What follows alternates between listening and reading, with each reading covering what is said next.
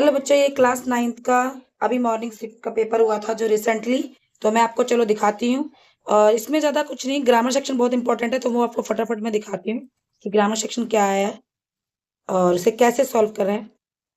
ठीक है, तो ये सब तो आप भी बहुत आराम से कर लोगे, ये इतना इंपॉर्टेंट नहीं है क्योंकि ये कविता आएगी, इसके आंसर आप इनमें फाइंड करने हैं। तो देखिए आपका पेपर कैसे आया बन के पूरा। हाँ, अब आ जाइए फिर ग्रामर सेक्शन पर, ये बहुत इंपॉर्टेंट है। पर आ जाए शब्द में प्रयुक्त में मूल शब्द को अलग करके बताइए तो जय। ठीक है, अलग करके लिखना है तो जय को लिखेंगे। और लालिमा शब्द में प्रयुक्त प्रत्यय अलग करके लिखिए तो ईमा, लालिमा। उपसर्ग प्रत्यय में एक शब्द बनाइए उपकार। ठीक है, आलू प्रत्यय में एक शब्द बनाइए दयालु। किसी शब्द के अंत में लगकर अर्थ बदलने वाले शब्द या शब्दांश को क्या कहते हैं? प्रत्यय कहते हैं। अब आ जाओ क्वेश्चन नंबर 4 पे। महात्मा पद में समास विग्रह कीजिए, महाजमा आत्मा।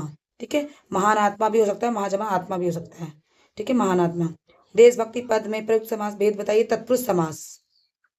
दिन और रात पद में प्रयुक्त समास का भेद है द्वंद्व समास। ठीक है, चार राहों का एक समूह के लिए समस्त पद चरहा। ठीक है, तत्पुरुष समास का एक उदाहरण देखो, यहाँ पे देशभक्ति है तो देशभक्ति लिख सकते हैं हम। इन 5 में से आपको कोई 4 करने हैं। ठीक है, मैंने आपको 5 करके बताए हैं। अब चलते क्वेश्चन नंबर 5 पे। ये आपके अर्थ की दृष्टि से वाक्य भेद बताने हैं आपको। महादेवी तुम कविता लिखती हो, तो ये लिखती हो प्रश्नवाचक वाक्य है। जूरी रोकता है तो हीरा मोती रुक जाते, संभावनावाचक। सुमिता ने तुक्का खा लिया होगा, ये भी संभावनावाचक है क्योंकि कोई पता नहीं खाया हुआ नहीं होगा, नहीं खाया होगा। तुम फोटो का महत्व नहीं समझते, प्रश्नवाचक के परिवर्तन कीजिए, तो इसके क्या आगे आगे तुम लगा दोगे, बाद में क्वेश्चन मार्क लगा दोगे। ठीक है, आज्ञावाचक का एक उदाहरण दीजिए, दरवाजा बंद कर दो, किताब पढ़ लो, मतलब कोई भी आपको आज्ञा देनी है। अब आ जाओ क्वेश्चन नंबर 6 पे। इसमें अलंकार पर आधारित अलंकार आपको फाइंड करने हैं। ठीक है, चलिए। कालिंदी कुल कदम के डार अनुप्रास अलंकार है।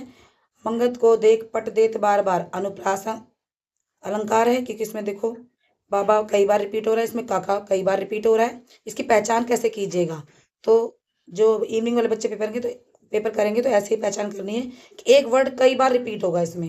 ठीक है, कनक कनकते सोगुनी मादकता अधिका, ये है यमक अलंकार। ठीक है, इसमें कनक कनक को मतलब 2 वर्डों को लिखा गया पर दोनों का मीनिंग अलग अलग है। ठीक है, अनुप्रास अलंकार का उदाहरण दीजिए तो चंचल चपत चितवन चुराए। ठीक है, और वाक्य में एक ही शब्द को 2 या 2 से अधिक बार भिन्न भिन्न अर्थों में प्रयुक्त होने वाले वहां कौन सा अलंकार होता है? यमक अलंकार होता है। देखो इसका उदाहरण भी यहाँ पर है। इन 5 में से कोई 4 आपको करने हैं। अब आ जाओ क्वेश्चन नंबर 7 में। पाठ्य पुस्तक के प्रश्न उत्तर हैं। इसमें आपको एक कहानी दी हुई है, आपको इसमें से प्रश्न उत्तर छांटने हैं, तो आप इसमें बहुत इजीली छांट लीजिएगा। इसमें मेन ग्रामर सेक्शन था, वो भी मैं, और अब मैं आपको ले चलती हूँ पत्र की तरफ कि पत्र कौन से आए हैं। हाँ, क्वेश्चन नंबर 8 पे ये आपके क्वेश्चन है जो पाठ से आपकी बुक से हैं, तो देख लीजिए। जरा के नवाब के साथ लेखिका का पारिवारिक संबंध कैसे थे। ठीक है, प्रेमचंद के फटे जूते पाठ में लेखक ने टीले शब्द का प्रयोग किस के अर्थ के लिए किया था। सलीम अली ने पक्षियों के संरक्षण के लिए अपना जीवन समर्पित कर दिया। आप पक्षियों के संरक्षण के लिए अपनी तरफ से कौन कौन से 2 कार्य करेंगे। ठीक है, सुमित का लेखक पर क्रोधित होने का क्या कारण था? लाशा की ओर। अब फिर एक कविता आ गई, उसके प्रश्न आ जाएंगे। ये देख लीजिए ग्रामर सेक्शन। अब ये भी आपके प्रश्न उत्तर आ गए। बच्चों का काम पर जाना धरती के बड़े हादसे के समान क्यों है? 2 बिंदु पे। ये क्वेश्चन मैंने अभी डीओई के पेपर में भी देखा था। तो ठीक है, गांव और नगर के अंतर में ग्राम श्री कविता के आधार पर 2 उदाहरण दीजिए। तो जो डीओई का पेपर है ना, जो चैप्टर डीओई के पेपर में आए हैं उन्हीं चैप्टरों से ये क्वेश्चन बने हैं। तो जो इवनिंग वाले बच्चे हैं उनके लिए ये एडवाइस है कि जो भी क्वेश्चन आए उस जो डीओई के पेपर में थे उस पार्ट को आप बहुत अच्छे से पढ़ लो। आपका जो नेक्स्ट क्वेश्चन बनेगा वो इसी में से ही बनेगा, जहां तक मुझे अंदाजा है। ठीक है, अब चलते हैं। मेघ आए कविता में विषय व्यक्ति की 2 विशेषताओं का उल्लेख कीजिए। और लगदत बंद द्वार सकल खोलने के लिए मध्यम वर्ग अपनाने की बात क्यों करती है। ठीक है, अब आ जाइए आगे क्वेश्चन में। ये आपके 4 मार्क्स के हैं। लेखक ने अपने इलाके में पानी घुसने की संभावना को देखते हुए क्या क्या प्रबंध किए हैं, और इस जल प्रलय के पाठ के आधार पर इसको आपको उत्तर देना है। बच्चों की शिक्षा के लिए लेखिका मृदुला गर्ग द्वारा किए गए प्रयासों का उल्लेख कीजिए। रीढ़ की हड्डी एकाकी में मुख्य पात्र उमा एक महिला के रूप में अपने अधिकारों की आवाज उठाती है, तो आप महिला सशक्तिकरण के लिए कौन सा कदम उठाना चाहोगे अगर आप उसकी जगह पर होगे? तो कोई भी 4 बिंदु आप लिख सकते हो बना के। अब आ जाओ, ये भी बहुत इंपॉर्टेंट है कि भाई कौन कौन सा है अनुच्छेद। बस की यात्रा का अनुभव। ठीक है। प्रकृति रक्षा, मानव सुरक्षा, अनुशासन का महत्व, और पत्र आपका आया है जो आपका नाम खुशबू है, आपकी तैराकी प्रतियोगिता में प्रथम स्थान प्राप्त किया तो अपने मित्र को साझा करते हुए, तो ये अनौपचारिक पत्र है। और आप खुशबू अपने क्षेत्र में पार्क बनवाने के लिए निवेदन करते हुए नगर निगम को पत्र देना, ये औपचारिक पत्र है। तो इन दोनों में से कोई आपको एक करना है। अब चलते क्वेश्चन नंबर 14 पे।